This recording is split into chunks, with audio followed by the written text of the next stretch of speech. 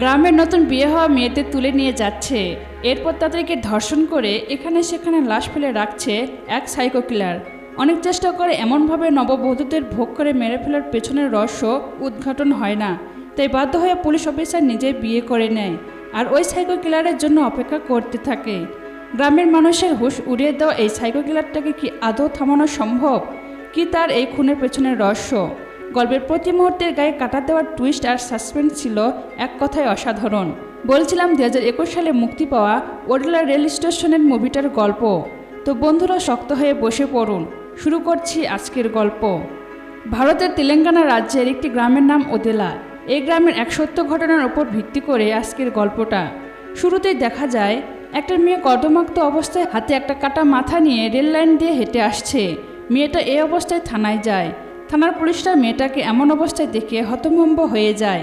তারা বুঝে উঠতে পারে না যে কি হচ্ছে এসব। মেয়েটা সোজা গিয়ে পুলিশের টেবিলে এই কাটা মাথাটা রাখে। পুলিশ তখন এই মাথার বডিটা কোথায় তা জানতে চায়। আর এরপর ওই মেয়েটার কথায় গ্রামে একটা পরিত্যক্ত শুকনো কুয়া থেকে পুলিশরা ওই কাটা মাথার বডিটা উদ্ধার করে আনে। এখন এই যে লোকটাকে দেখছেন, ইনি হলেন আইপিএস অফিসার অনুদীপ। শতগুণ নিষ্ঠাবান একজন পুলিশ অফিসার। জয়েন করার পর 3 মাসের প্রশিক্ষণ নিতে সে এই গ্রামে এসেছে। যাই হোক, প্রথমে আমরা যা দেখতে পেলাম তার মূল রহস্য জানতে আমাদের 3 মাস পিছনে যেতে হবে। তেলেঙ্গানা শহরে অনুদীপ নতুন পুলিশে যোগদান করেছে।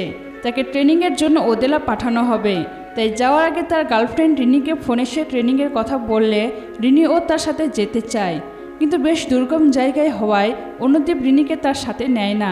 ছোট্ট একটা গ্রাম ওদেলা। এই যে মেয়েটাকে দেখতে পাচ্ছেন, ওর নাম মাধবী। গতকালই তার বিয়ে হয়েছে। মাধবীর স্বামী জয় এই গ্রামের নামকরা ফটোগ্রাফার সাম্মার সাথে কথা বলছিল। আসলে সাম্মা গতকাল তাদের বিয়ের সব ছবি তুলেছে। তারা বসে গতকালের তোলা ছবিগুলো দেখছিল। মাধবী বের হতে জয় তখন মাধবীর দিকে তাকায়। অন্যদিকে দেখা যায় একটা মহিলা তার স্বামীকে ঝাঁটাপেটা করছে। এই মেয়েটার নাম রাধা আর তার স্বামীর নাম ধ্রুপদী। রাতে ধ্রুপদী মদ খেয়ে বাড়ি ফিরে চুলার ভিতর হিসু করেছে। এই জন্যে রাধা তাকে পেটাচ্ছে। আসলে ধ্রুপদী এই কাণ্ড প্রতিদিনই করে, আর এমন কাজ করলে তো মার খেতেই হবে। এর মধ্যে বাইক নিয়ে একজন লোক তাদের বাড়িতে আসে, যার নাম রানা। সে এই গ্রামের পঞ্চায়েত ধ্রুপদীকে বলে, এ কি ধ্রুপদী, প্রতিদিন মদ খেয়ে বউয়ের হাতে মার খেতে কি ভালো লাগে? তুই তো দেখছি আমাদের পুরুষ জাতির মান সম্মান ডোবাবি। এর থেকে মদ খাওয়া ছেড়ে দিলেই তো পারিস। কিন্তু ধ্রুপদী তো মদ ছাড়তে রাজি না। সে পঞ্চায়েতকে বলে, আপনি যেদিন পঞ্চায়েত নির্বাচনে হারবেন ওই দিন আমি মদ খাওয়া ছেড়ে দেব।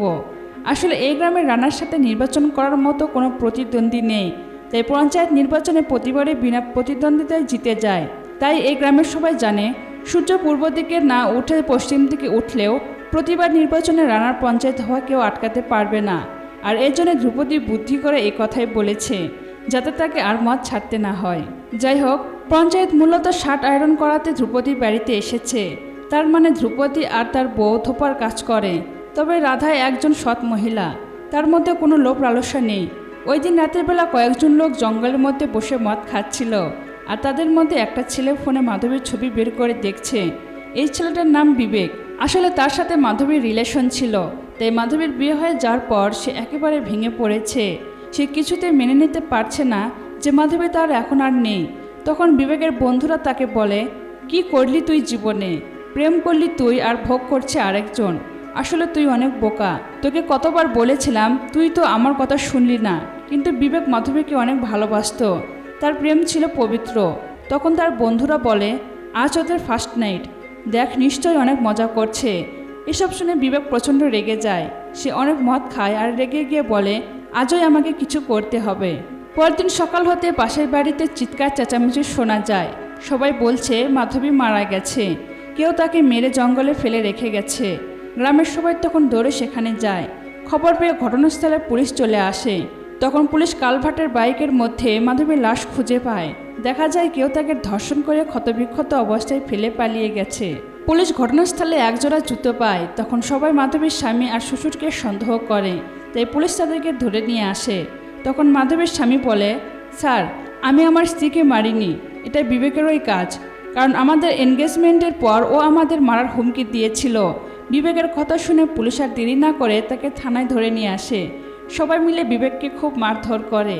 মার্ডারের কেস বলে কথা। এত সহজে খুনিকে পুলিশ ছেড়ে দেবে না। কিন্তু তখন অনুদীপ বলে, ও তো এখন সাসপেন্ড, ও আসল ক্রিমিনাল নয় যে এভাবে মারতে হবে। তখন পুলিশের একজন এসআই বলেন, স্যার আমি জানি কি করতে হবে, দেখুন কিভাবে স্বীকার করে আসল কথা। এটা বলার পরই বিবেকের জামা প্যান্ট খুলে তাকে বিবস্ত্র করা হয়। তারপর বেতের লাঠি এনে তাতে তেল মাখানো হয়। এতে বিবেক জানতে চায়, এটা দিয়ে আমাকে মারবেন? এসআই বলে, মারবো না, তোর অন্তর্মহলে ঢোকাবো। যেই কথা সেই কাজ। যন্ত্রণা সহ্য করতে না পেরে বিবেক একটা পর্যায়ে স্বীকার করে যে সেই মাধবীকে মেরেছে। অন্যদিকে দেখা যায় রাধা ধ্রুপদীকে নিয়ে গ্রামের একটা ডাক্তারের কাছে গিয়েছে। আসলে তাদের বিয়ে হয়েছে অনেক দিন, কিন্তু বাচ্চা কাচ্চা হয় না। এখন তাদের বাচ্চার খুব প্রয়োজন। ডাক্তার জানতে চাচ্ছিল তাদের সেক্সুয়াল লাইফ কেমন। রাধা বলে ধ্রুপদীর অনেক দুর্বলতা আছে। তখন ডাক্তার তাকে কিছু পাতা আর কিছু সিরাপ দিয়ে বলে, এগুলো খেলে তোমার মধ্যে পুরুষত্ব ফিরে আসবে। এদিকে পুলিশ বিবেককে কোর্টে নিয়ে যাচ্ছিল, কিন্তু বাইরে এসে সে অনুদীপের পা জড়িয়ে ধরে বলে, স্যার আমি বাঁচার জন্য মিথ্যা বলেছি, বিশ্বাস করুন আমি কিচ্ছু করিনি। তখন অনুদীপ ওকে একটা পানির বোতল ছুঁড়ে দেয়। এরপরে এসআইকে বলে, ওকে ছেড়ে দিন, ও দোষী নয়। এসআই তখন রেগে গিয়ে বলে, স্যার আপনি বেশি শিক্ষিত হতে পারেন, কিন্তু আপনার থেকে আমার অভিজ্ঞতা অনেক বেশি। ওই আসল খুনি, আর আপনি অস্বীকার করছেন কিভাবে? ও তো সবার সামনে স্বীকার করেছে যে ওই মাধবীকে মেরেছে। অনুদীপ তখন প্রমাণ দেখায় যে ভিকটিমের সব আঘাত ছিল ডান দিকে, কিন্তু বিবেক বাঁ হাতি। আর ঘটনাস্থলে যে জুতো পাওয়া গেছে তার সাইজ হলো 10। আর সব থেকে বড় বিষয়, পোস্টমর্টমে যে ডিএনএ পাওয়া গেছে তার বয়স 30 হবে, কিন্তু বিবেকের বয়স তো 25ই হয়নি। ফলে পুলিশ সেখানে বিবেককে ছেড়ে দেয়। এর মধ্যে খবর আসে ওয়ার্ড মেম্বারের ছেলের বউকে কেউ খুন করেছে। পুলিশ ঘটনাস্থলে গিয়ে দেখে জঙ্গলের মধ্যে একটা মেয়ের রক্তাক্ত দেহ পড়ে আছে। আশেপাশে সবাই বলছে মেয়েটার মাত্র কিছুদিন আগে বিয়ে হয়েছে, এখনো তার হাত থেকে মেহেদির দাগ ওঠেনি। এতে অনুদীপের একটু সন্দেহ হয়, কারণ দুটো খুনই হয়েছে নতুন বইয়ের, আর এই দুটি খুনের মধ্যে মিলও রয়েছে। তার মানে এটা কোনো সাধারণ খুন হতে পারে না, এর পেছনে নিশ্চয়ই কোনো বড় হাত আছে। তবে এএসআই এই কথা মানতে নারাজ। তার ধারণা এগুলো স্বাভাবিক খুন। অনুদীপ মার্ডারের স্থানে একটা ফোন পায়, কিন্তু ফোনটিতে চার্জ ছিল না। তাই সে রাতের বেলায় থানায় গিয়ে ফোনটি চার্জে দেয়। এরপর ফোনটা ওপেন করে সব মেসেজ কল চেক করে দেখে। একটা পর্যায়ে গ্যালারি ওপেন করতে সে গ্যালারিতে একটা ভিডিও পায়, কিন্তু সেখানে কোনো মানুষের চেহারা দেখাচ্ছে না, শুধু অডিও শোনা যাচ্ছে। এখানে শোনা যাচ্ছিল এক ব্যক্তি কোনো এক মেয়েকে তুলে এনে তাকে টর্চার করছে। এরপর তার স্বামীর সাথে কাটানো প্রথম রাতের ব্যাপারে জানতে চাইছে। বাসর রাতের মেয়েটির স্বামী তার সাথে কি ব্যবহার করেছে, কিভাবে কি করেছে, মেয়েটা ধাপে ধাপে সব বলছে। আর ওই রহস্যময় দুর্ধর্ষ লোকটা মেয়েকে ঠিক সেভাবে ধর্ষণ করেছে। মেয়েটা বাঁচার জন্য চিৎকার করলেও কিন্তু লোকটা মেয়েটিকে ধর্ষণ করে হত্যা করে ফেলে। এখন এই ভিডিও ক্লিপ পাওয়ার পর অনুদীপের কাছে শুধুমাত্র এই একটাই ক্লু আছে, আর তা হচ্ছে এই ক্লিপে থাকা লোকটার ভয়েস। অন্যদিকে ও ধ্রুপদীর ভাই চান্দুকে দেখা যায়। তার বন্ধু সাম্মাকে সে ফোনে বলছে, কোথায় পাস এসব ভিডিও, আমাকে পাঠা দেখি। সাম্মা বলে, পাঠাচ্ছি, দেখে ডিলিট করে দিস কিন্তু। তখন চান্দু দেখে রাধা গোসলে যাচ্ছে। সে সাম্মাকে বলে, ভাই ফোন রাখ, আমার ভাবে গোসলে যাচ্ছে। সাম্মা বলে, আচ্ছা ঠিক আছে, পরে কথা হবে, এনজয় কর। এরপর রাধা গোসল শুরু করলে চান্দু দরজার ফাঁক দিয়ে রাধার গোসল করা দেখে আর ফোনে রেকর্ড করে। কিন্তু এক মহিলা এটা দেখতে পেয়ে বলে, চান্দু তুই এখানে কি করছিস? চান্দু বলে, আমার বউকে দেখি। তখন মহিলাটা বলে, আগে নিজে বিয়ে কর, তারপর বউকে দেখিস। এরপর ওই মহিলা রাধাকে ডাকতে চান্দু সেখান থেকে পালিয়ে যায়। এদিকে সাম্মাকে দেখা যায়, একটা মেয়ে রাস্তা দিয়ে হেঁটে যাচ্ছে আর সাম্মা তার ভিডিও করছে। অন্যদিকে পুলিশ ওই ভয়েস ক্লিপটা নিয়ে গ্রামের বিভিন্ন জায়গায় লোকদেরকে শোনায়, কিন্তু কেউ চিনতে পারে না। অবশেষে ধ্রুপদীকে শোনানোর পর ধ্রুপদী বলে, গলাটা আমার পরিচিত মনে হচ্ছে। তখন সে চান্দুকে দেখে বলে, দেখ এটা সাম্মার আওয়াজ মনে হচ্ছে, ওই তো এই ধরনের বাজে শব্দ ব্যবহার করে। কিন্তু চান্দু বলে, আরে না, ওর মতো হলেই কি ওর ভয়েস হবে নাকি? চান্দুর এমন আচরণ সন্দেহজনক দেখে পুলিশ সাম্মাকে থানায় নিয়ে আসে। সেখানে অনুদীপ ভয়েস রিকগনিশন সফটওয়্যার ব্যবহার করে সাম্মার ভয়েস ম্যাচ করানোর চেষ্টা করে, কিন্তু তার ভয়েস ম্যাচ করে না। ঠিক তখনই সাম্মার পক্ষ নিয়ে একজন উকিল সেখানে আসে। সে বলে যে সাম্মা ওই দিন অন্য গ্রামে বিয়ে বাড়িতে ভিডিও করছিল। তখন বাধ্য হয়ে এসআই সাম্মাকে ছেড়ে দেয়। অনুদীপ যেহেতু এখনো ট্রেনিং নিচ্ছে, তাই সে সিনিয়র হলেও এখন এসআই এর সিদ্ধান্ত মতো তাকে কাজ করে যেতে হবে। আর এসআই চায় না যে তার কাজে অনুদীপ বাধা দিক। ওই দিন এসপি কল করে এসআইকে দ্রুত কেসের রিপোর্ট জমা দিতে বলে। এসপির কথা শুনে এসআই চিন্তায় পড়ে যায়। তাকে চিন্তিত দেখে অনুদীপ বলে, বেশি চিন্তা না করে খুনিকে খুঁজুন, তাহলে তো সমস্যার সমাধান হয়ে যাবে। যেহেতু অনুদীপ তার প্রতিটা কাজে ইন্টারফেয়ার করেই চলেছে, তাই এসআই আর অনুদীপকে পছন্দ করছে না। সে অনুদীপের কথায় রেগে গিয়ে বলে, স্যার পরীক্ষায় পাশ করা আর কেস সলভ করা এক বিষয় নয়। অনুদীপ তাকে বলে, এখন টেকনোলজি অনেক এগিয়ে গিয়েছে, ডিএনএ টেস্ট করালেই তো আসল খুনিকে সহজে ধরা যাবে। এটা শুনে এসআই বলে, এতটা সহজ নয়। এর আগে একটা রেপ কেসের জন্য ডিএনএ টেস্ট করাতে দিয়েছিলাম, কিন্তু 6 মাস লেগে গিয়েছিল রিপোর্ট হাতে আসতে। তখন অনুদীপ তাকে কিছু জায়গার নাম বলে। সে বলে, এসব জায়গায় গেলে 4 দিনের মধ্যে টেস্টের রিপোর্ট হাতে পাওয়া যাবে। এসআই বলে, তাহলে আপনি কি বলছেন গ্রামের সব মানুষদের ধরে নিয়ে ডিএনএ টেস্ট করাবো? এটা কি সম্ভব? তখন অনুদীপ বোর্ডে একটা ছক আঁকে। সে গ্রামের মহিলা, বাচ্চা এদের সবাইকে বাদ দিয়ে 25 থেকে 30 বছর বয়সের মধ্যে যারা পড়ে আর যাদের জুতোর সাইজ 10 তাদের একটা লিস্ট করে। আর তখন দেখা যায় এই শর্ত অনুযায়ী 20 থেকে 25 জনের ডিএনএ টেস্ট করালেই হয়ে যাবে। অনুদীপ তখন এসআইকে রাজি করিয়ে ওই 25 জনের স্যাম্পল নিয়ে একটা ল্যাবে পাঠায়। কিন্তু টেস্টের রেজাল্ট আসতে 10 দিন লাগবে, তাই এখন শুধুমাত্র অপেক্ষা করতে হবে। আর এখন তাদের একটাই কাজ, আর তা হলো এর মধ্যে গ্রামে আর কোনো ঘটনা ঘটে কিনা তা খেয়াল রাখা। কিন্তু এর মধ্যে বিপত্তি ঘটে। দেখা যায় গ্রামের পঞ্চায়েত আসে পুলিশ স্টেশনে। আসলে সামনে তার মেয়ের বিয়ে, আর তাই সে পুলিশ স্টেশনে আসে বিয়ের দাওয়াত দিতে। বিয়ের কথা শুনে অনুদীপ বলে, এখন গ্রামের সব মেয়েদের বিয়ে হলে এই খুনের ঘটনা ঘটছে, আর তাই আমার মনে হয় এই মুহূর্তে আপনার মেয়ের বিয়ে দেওয়া ঠিক হবে না। তাই বিয়ের তারিখটা দয়া করে পেছানোর চেষ্টা করুন। আমরা আশা করছি এই বিষয়গুলো খুব দ্রুত সমাধান করে ফেলবো। কিন্তু পঞ্চায়েত বলে, গ্রামে আর 5টা মেয়ের সাথে আমার মেয়ের তুলনা হয় না। আর সব থেকে বড় কথা হলো আমার মেয়ের দিকে কারো তাকানোর সাহসী নেই, তাই আমার মেয়ের বিয়ে হবে এটা কেউ আটকাতে পারবে না। তো এসব বলে পঞ্চায়েত তার বাড়িতে গিয়ে মেয়ের বিয়ের সব আয়োজন শুরু করে দেয়। বিয়ের দিন সকালে অনুদীপ তাকে ফোন করে আবারও বিয়ের তারিখ পিছিয়ে দিতে বলে, কিন্তু পঞ্চায়েত তার কোনো কথাই শোনে না। শেষমেশ সে তার মেয়ের বিয়ে দিয়ে দেয়। ওই দিন রাতে গ্রামের সবাই অনেক আনন্দ করে। এদিকে ধ্রুপদীকে দেখা যায় লুকিয়ে লুকিয়ে মদ খাচ্ছে, কিন্তু রাধা দেখে ফেলায় সে আবারও এসে ভিড়ের মধ্যে নাচতে শুরু করে। যাই হোক, আজ তাদের প্রথম রাত। রাধা পঞ্চায়েতের মেয়ে প্রিয়াকে সাজিয়ে দিচ্ছে। ফটোগ্রাফ সাম্মা তার ছবি তুলছে, কিন্তু দেখা যায় সে প্রিয়ার ছবি তোলার বাহানায় বিভিন্ন অ্যাঙ্গেল থেকে লুকিয়ে লুকিয়ে ভিডিও করছে। ওই দিন রাতে বাড়ির বাইরে বসে পঞ্চায়েত তাস খেলছিল। হঠাৎ সেখানে পুলিশ চলে আসে। পঞ্চায়েত তখন পুলিশদের দেখে বলে, আমি আপনাদের দাওয়াত দিলাম বিয়ে খেতে, আর আপনারা এলেন আমার বাড়িতে পাহারা দিতে। আসলে ওই পুলিশ অনুদীপ পাঠিয়েছিল।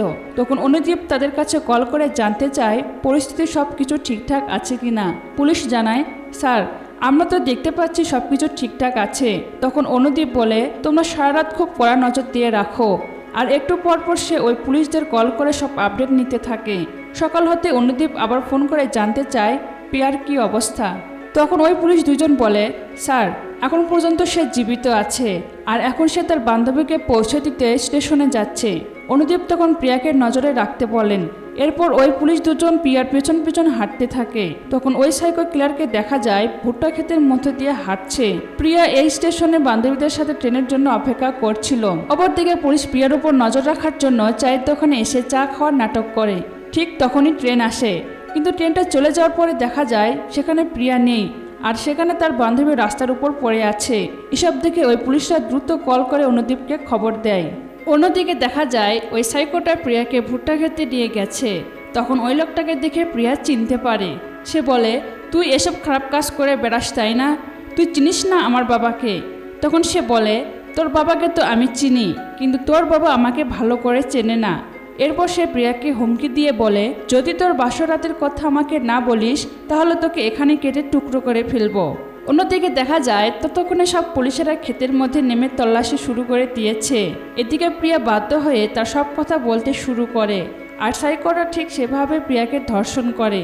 এরপর সে প্রিয়াকে গলা চেপে ধরে এবং একটা পর্যায়ে প্রিয়ার মুখ দিয়ে রক্ত উঠে প্রিয়া মারা যায়। ঠিক তখনই পুলিশ তাকে ধরে ফেলে, কিন্তু পুলিশকে সে পাথর মেরে পালানোর চেষ্টা করে, কিন্তু অনুদীপ তাকে দেখে ফেলায় তার দিকে গুলি ছুটতে থাকে এবং একটা পর্যায়ে সাইকোর পেছনে দৌড়াতে দৌড়াতে অনুদীপ নিচে পড়ে যায়। এরপর একটা পাথর পেয়ে ছুঁড়ে মারে তার দিকে, আর পাথরের আঘাতে সাইকোটা পড়ে গিয়ে তার মুখ রক্তাক্ত হয়ে যায়। অনুদীপ তার কাছে গিয়ে দেখে সে আর কেউ নয়, সে হলো চান্দু। চান্দু বলে, আমি কিছুই জানি না স্যার, আমি তো পাম্প সেট করতে এসেছিলাম, আমি কিচ্ছু করিনি। কিন্তু পুলিশ তাকে মারতে মারতে থানায় নিয়ে যায়। অন্যদিকে ততক্ষণে এই গ্রামের সবাই জেনে গিয়েছে যে চান্দুকে পুলিশ ধরে নিয়ে গেছে, আর থানায় নিয়ে পুলিশ তাকে ইচ্ছামতো মারধর করে। রাধা ততক্ষণে ধ্রুপদীকে নিয়ে থানার উদ্দেশ্যে বের হয়। তখন পাশের বাড়ির মহিলা এসে বলে, তোর ভাই আমার বৌমাকে মেরে ফেলেছে, তোদের ভালো হবে না কোনো দিন। ওইদিকে খবর পেয়ে পঞ্চায়েত থানায় চলে আসে। তখন অনুদীপ থানায় ছিলেন না। পঞ্চায়েত এসআইকে 10 লক্ষ টাকা দিয়ে বলে, তোমরা যত আছো প্রত্যেককে 1 লাখ টাকা করে নিয়ে চলে যাও আর চান্দুকে আমার হাতে দিয়ে যাও। আসলে পঞ্চায়েত চায় তার মেয়ের খুনিকে সে নিজে হাতে শাস্তি দেবে। এসআই তখন চান্দুকে তার কাছে দিয়ে দেয়। কিছুক্ষণ পর অনুদীপ থানায় ফিরে এসে দেখে চান্দু নেই। তখন সে এসপিকে কল করতে যায়। এতে এসআই বলে, স্যার আপনি এখানে শিখতে এসেছেন, আমাদের চাকরি খেতে নয়। অনুদীপ বলে, কি শেখাবে তোমরা? কিভাবে কালো টাকা নিয়ে খুনিকে ছেড়ে দিতে হয় এইটা শেখাবে তোমরা? আমি পুলিশে যোগদান করেছি, আমার প্যাশন ঘুষ নিতে নয়। তখন এসআই বলে, আপনি প্যাশনে ঢুকলেও আমি চাকরি করছি আমার টাকার জন্য, কারণ আমার পরিবার আছে, 3টা মেয়ে আছে, তাদের বিয়ে দিতে হবে। তাই আমি চাই প্রতিদিন ডাকাতি মার্ডারের কেসগুলো এখানে আসুক, যাতে করে আমার ইনকাম হয়। এরপর এসব বলে সে তার ভাগের 1 লক্ষ টাকা নিয়ে বাড়ি যাবার সময় বলে, আপনি এসপিকে কল করে আমার কথা বলে দিন, তারপর 1 বোতল বিষ আমার বাড়িতে পাঠিয়ে দিবেন, যাতে করে সবাই মিলে খেয়ে মরতে পারি। অন্যদিকে দেখা যায় থানায় রাধা আর ধ্রুপদী এসে অনুদীপকে বলে, স্যার আমার ভাই এমনটা করতেই পারে না, ও তো পাম্প সেট করতে গিয়েছিল, হয়তো আপনাদের কোনো ভুল হয়েছে। তখন অনুদীপ বলে, আমি জানি তোমরা ভালো লোক, কিন্তু আমার কিছু করার নেই, কারণ পঞ্চায়েত ওকে নিয়ে গেছে। অন্যদিকে দেখা যায় পঞ্চায়েত চান্দুকে টর্চার করেছে। সে তার মেয়েকে যেখানে যেখানে অলংকার পরিয়েছিল চান্দুকে ছুরি দিয়ে ঠিক সেখানেই কাটে। তখন রাধা ধ্রুপদী পঞ্চায়েতের কাছে গিয়ে তার হাতে পায়ে ধরে কান্নাকাটি করে। তারা বলে, ওকে জেলে দিন, সারা জীবন ও জেলেই পচে মরুক, কিন্তু ওকে এমনভাবে মারবেন না। তখন পঞ্চায়েত বলে, তোমরা অনেক ভালো লোক, কিন্তু আমার একমাত্র মেয়েকে তোমার ভাই মেরেছে, ওকে কষ্ট দিয়ে মেরেছে, আর আমার মেয়েকে আমি নিজ হাতে দাফন করেছি। তাই আমি আমার মেয়ের খুনিকে এভাবে বাঁচিয়ে রাখতে পারবো না, ওকে ঠিক এইভাবে কষ্ট পেয়ে মরতে হবে। তখন কোনো উপায় না পেয়ে রাধা ধ্রুপদী গ্রামের সব মাথা লোকদের কাছে যায়। তাদেরকে অনুরোধ করে পঞ্চায়েতকে বুঝিয়ে চান্দুকে ছাড়িয়ে দিতে বলে, কিন্তু তাতে কোনো লাভ হয় না, কেউ তাদের পাশে এসে দাঁড়ায় না। এরপর তারা ওই উকিলের কাছে যায়, যে কিনা পুলিশের হাত থেকে সাম্মাকে ছাড়িয়ে এনেছিল। কিন্তু উকিল তাদের কাছে এই কাজের জন্য 1 লক্ষ টাকা চায়, কিন্তু তাদের কাছে তো এত টাকা নেই। তাই তারা নিরুপায় হয়ে সেখান থেকে ফিরে আসে। পরদিন অনুদীপ পঞ্চায়েতকে কল করে জানায়, স্যার গ্রামের আরও একটা মেয়ে খুন হয়েছে, তাহলে চান্দু তো আসল খুনি নয়, আমাদের হয়তো ভুল হয়েছে, ওকে ছেড়ে দিন। মূলত চান্দু ওই দিন পাম্প সেট করতে ওই ভুট্টা খেতে গিয়েছিল, তাই ভুল সময়ে ভুল জায়গায় ফেসে গিয়েছে। তখন পঞ্চায়েত চান্দুর ট্রিটমেন্ট করিয়ে তাকে বাড়ি নিয়ে আসে। রাতের বেলায় রিনি অনুদীপকে ফোন করে বলে, আমি এতবার কল করছি, কিন্তু তুমি কেন তা পিক করছো না? অনুদীপ তখন এই গ্রামের সব কিছু রিনিকে খুলে বলে। রিনি তার অবস্থা বুঝতে পারে।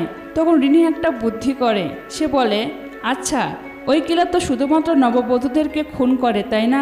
তাহলে চলো আমরা বিয়ে করে নেই, আর এইভাবে ওই কিলারকে খুব সহজে আমরা ধরতে পারবো। তবে অনুদীপ এসবের মধ্যে রিনিকে আনতে চাচ্ছিল না, কিন্তু রিনি অনুদীপের এই অবস্থায় তাকে সাহায্য করতে চায়। সে যে কোনো অবস্থায় রিস্ক নিতে প্রস্তুত। তাই প্রথমে অনুদীপ রাজি না হলেও পরে সে রিনির কথা মেনে নেয়। পরদিন অনুদীপ একটা ভিডিও বানিয়ে টিভিতে ছেড়ে দেয়। সেখানে সে বলে, আমি আগামী সপ্তাহে চলে যাব। এই গ্রামের পরপর 4টা নববধূ খুন হয়েছে, আর ওই কিলারকে আমি চ্যালেঞ্জ করছি, 5ম বিয়েটা হবে আমার। আমি জানি তুমি এই ভিডিওটা দেখছো, দেখি তোমার কত সাহস, পারলে আমার বউকে মেরে দেখাও। ঠিক তার কথা মতো পরের দিন গ্রামের মন্দিরে গিয়ে অনুদীপ আর রিনি বিয়ে করে নেয়। তখন দেখা যায় সাম্মা এসে তাদের বিয়ের ছবি তুলছে। এরপর সে চান্দুকে ফোন করে বলে, ভাই পুলিশের বউটা যা দেখতে না। চান্দু বলে, বাদ দে এসব। যাই হোক, বিয়ের পর তারা কোয়ার্টারে আসে, সবাই তাদের জন্য ঘর সাজাচ্ছে। তখন দরজায় একটা কাগজে দেখা যায় কিলার অনুদীপকে চ্যালেঞ্জ করেছে। এতে সবাই টেনশনে পড়ে যায়। রাধা বলে, এখন যদি কিছু হয়ে যায়। কিন্তু ধ্রুপদী বলে, এত চিন্তার কিছু নেই, 7:30 ও পেরে উঠবে না। রাতে ধ্রুপদীকে দেখা যায় সে টাকা বাঁচিয়ে ব্র্যান্ডের মদের বোতল কিনে এনেছে। বাইরে এসে সাম্মা আর চান্দুকে নিয়ে সে মদ খাচ্ছে, আর ওপাশ থেকে রাধা চিল্লাচিল্লি করছে। সাম্মা বলে, যাই বলো ধ্রুপদী, আইপিএসের ওয়াইফ কিন্তু সেই দেখতে। সাম্মা বলে, এতক্ষণে নিশ্চয়ই মাস্তি করছে ওরা। তখন ধ্রুপদী বলে, আগে বিয়ে কর, তখন তুইও মাস্তি করিস। সাম্মা বলে, বিবাহিতদের চেয়ে দেখি ওই শালার বেটা কিলার বেশি মাস্তি করছে। তখন চান্দুর চোখে মুখে রাগ দেখে সাম্মা বলে, তুই আমার দিকে এভাবে তাকিয়ে আছিস কেন? তুই নির্দোষ, তাই ওরা তোকে ছেড়ে দিয়েছে। চান্দু বলে, আমি কাউকে ছাড়বো না, প্রতিটা মারের শোধ আমি তুলে নেব। অন্যদিকে দেখা যায় অনুদীপ রিনিকে তার ভালোবাসার কথা বলছে, তাদের ফার্স্ট নাইট বলে কথা। ওই দিন রাতে রাধা ঘরে ঘুমিয়েছিল, কিন্তু হঠাৎ ইঁদুরের শব্দে তার ঘুম ভেঙে যায়। ঠিক তখনই উপর থেকে একটা ট্রাঙ্ক পড়ে যায়। রাধা সেটা খুলে দেখে তার ভিতর মেয়েদের আন্ডার গার্মেন্টস, আংটি, নূপুর এইসব রাখা। তখন রাধার আর বুঝতে বাকি থাকে না যে এটা কার কাজ। রাধা এসব অলঙ্কারগুলো গুছিয়ে নিয়ে চুপি চুপি বেরিয়ে যাচ্ছিল, কিন্তু যাওয়ার সময় ধ্রুপদী জানতে চায় যে সে কোথায় যাচ্ছে। রাধা টয়লেটের কথা বলে বেরিয়ে যায়। রাধা পঞ্চায়েতের বাড়িতে গিয়ে রিংটি দেখে জানতে চায় রিংটি কার। পঞ্চায়েত জানায় এটা তোর প্রিয়ার রিং। রাধা তখন সেখান থেকে দৌড়ে মাধবীর শাশুড়ির কাছে চলে যায়, তার কাছে জানতে চায় এইটা কার রিং। মাধবীর শাশুড়িও জানায় এটা মাধবীর রিং। সবার থেকে বিষয়টা কনফার্ম করে রাধা বাড়ি ফিরে দেখে চান্দু আর ধ্রুপদী বাড়িতে নেই। তারা কোথায় গেছে কেউ জানে না। রাধা চিন্তায় পড়ে যায়। সে তার ফোন নিয়ে বেরিয়ে পড়ে। অনুদীপকে সে কল করতে থাকে, কিন্তু অনুদীপ ফোন সাইলেন্ট করে রাখায় রাধা তাকে অনেক কল করেও পায় না। এদিকে সকাল হয়ে যাচ্ছে আর রাধা অনুদীপকে কল করেই যাচ্ছে।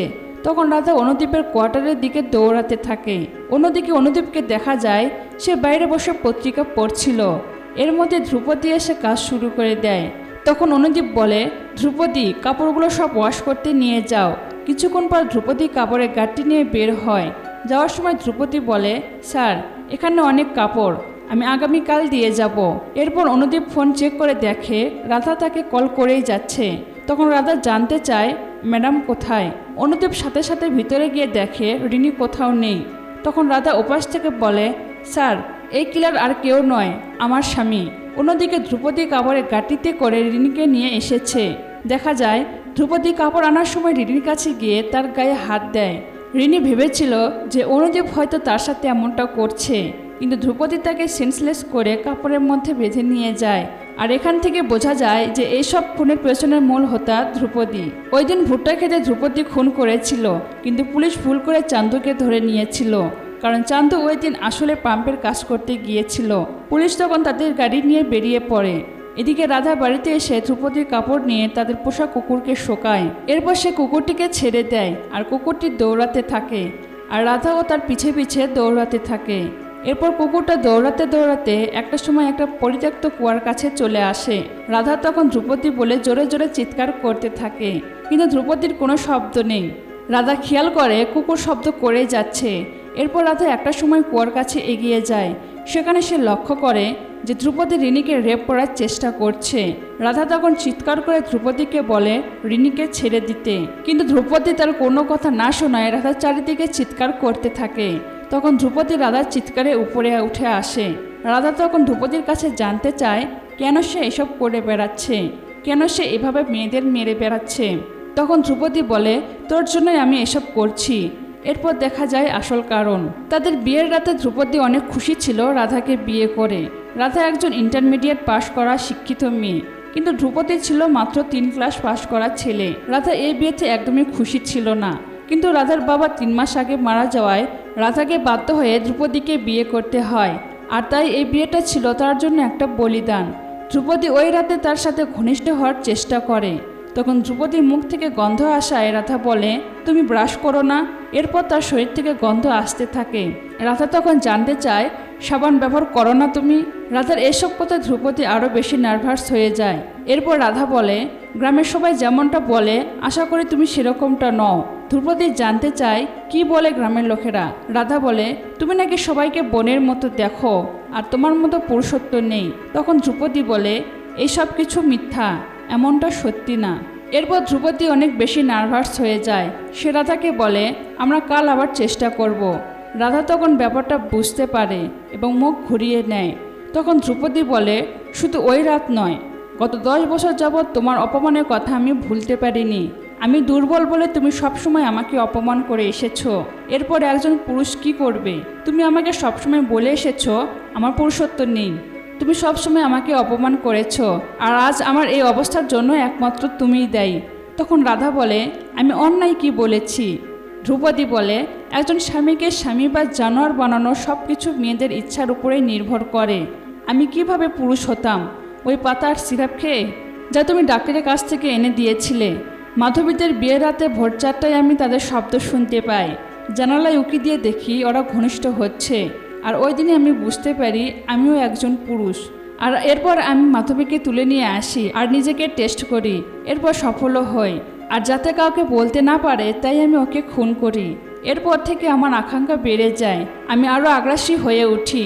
আর আমি আমার এই আনন্দ এখানে শেষ করতে চাচ্ছিলাম না, তাই আমি আরও খুন করি। এখানে জানা যায় যে ধ্রুপদী তার প্রথম রাতে ব্যর্থ হয়েছিল, তাই প্রথম রাতের পর মেয়েদের তুলে নিয়ে তাদের কাছে প্রথম রাতের কথা শুনে সে মজা পেত।